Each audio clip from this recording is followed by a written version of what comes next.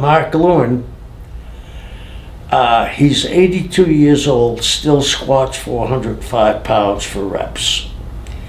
Mark is, I'm a pretty good swimmer, I think.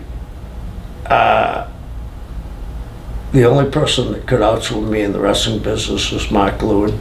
He would take me places where, in Honolulu, when I was living there, we'd go to the out islands. And I remember we went to this place in Kona, and we were walking down the road to go to the beach, and it said, and it had, you could replace the number. It said, "Do not swim here." And this was like in March. 8 people have drowned. And I said to Mark, "Are you sure you know what we're doing?" He said, "Don't worry about it. That's for people that don't know how to swim." And Mark used to have a statement, "I've wrung more water out of my socks than most people have seen." He took me out, and we went out about 300 yards, and I turned around and I couldn't see the beach until the waves crested.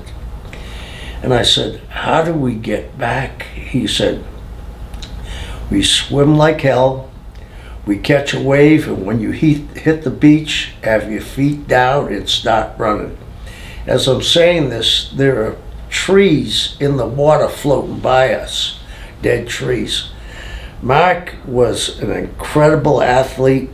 I mean, at 50 years old, he was benching 315 for 15 reps and then going over doing 15 chins with 50 pounds around his waist. And he at the time was 53 years old. He's an exceptional athlete. He drew money as a babyface, and then he drew money as the Maniac, and then on his tail end of the career, he drew money with me as the Purple Haze. And the interview you're talking about was one of the first interviews ever done, videos or vignettes ever done in wrestling. We were lucky we didn't plan it. The moon was full that night. Mark got in the water in Florida in February, and when he swam, but the great thing is, the narrative was done by King Curtis, and it just fell into place. And when Mark came out of the water, this is how naive we were back then.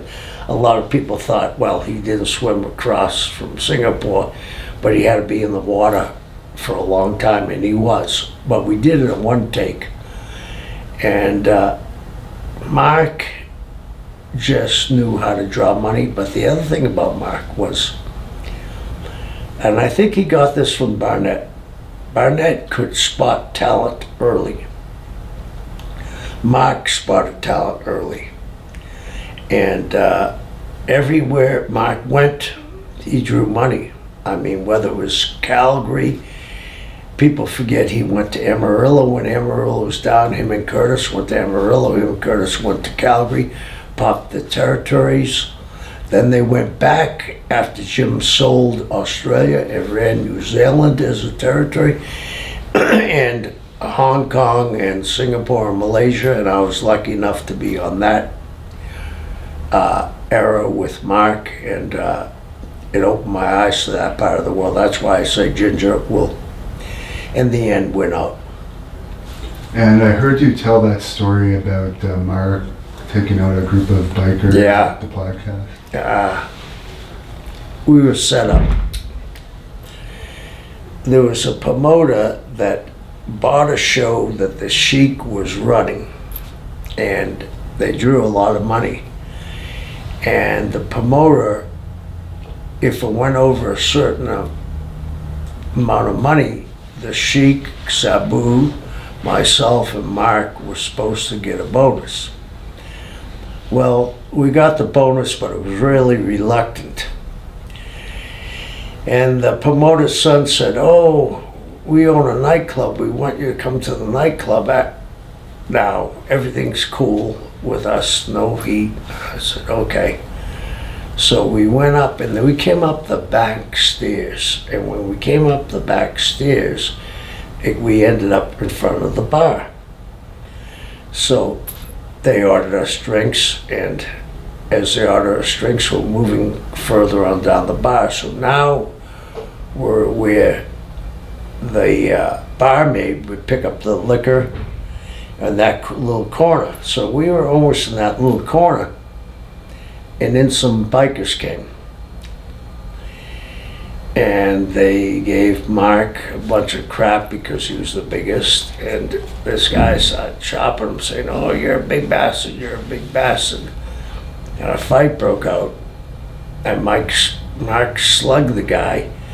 And as the guy staggered, the guy went to get a knife. And Mark took a full bottle of beer and hit him in the back of the head. And the guy was out on his feet. And Mark kicked him down 2 flights of stairs. We made our exit, and as soon as we made our exit, the cops were there, so there was a setup. Old cop arrests me, Mark, and puts us in the back of the car, and as we're driving, he says, in Canada, MAME is a very hard crime, excuse me. And I said, well, boy, we're really screwed. So we get to the police station, and the head detective says, I'll take it from here. And the old cop says, no, I got it. He said, no, I'll take it from here. He brought us into the room and pulled down the shades. And I said, oh, what's going to happen next? And he said, you guys did me a favor. These guys beat up my brother because I arrested one of them. They were a group of motorcycle gang. He said, the guy you beat up my brother, and he got away with it. He said, you did me a favor. He said, but I want you to go back to the hotel room, pack your bags, and get over the border, and don't come back.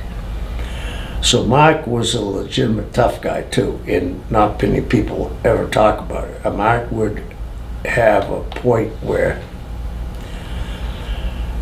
I'm not putting him in haikus category, because there's only one haiku, but Mark had that tipping point where when he tipped, there was no stopping. And he's lucky that he didn't kill the guy, because the way he hit him with the bottle and kicked him down the stairs, the guy's lucky he was alive. I was like a passive watching all this thing happen, and I'm saying to myself, there's no way we're going to get out of this. But the guy overstepped his bounds with the detective's brother, and that's how we got out of it. What city would that have been in? It was outside of Lethbridge, in between Lethbridge and Cambridge, I believe. Ontario? Yeah. Oh, Cambridge, okay. Yeah. Okay. Not Lethbridge, it was Cambridge, and what's heading east from Cambridge? That's a little far from where the part of Ontario where I am. Okay. So I know where that area is. Yeah.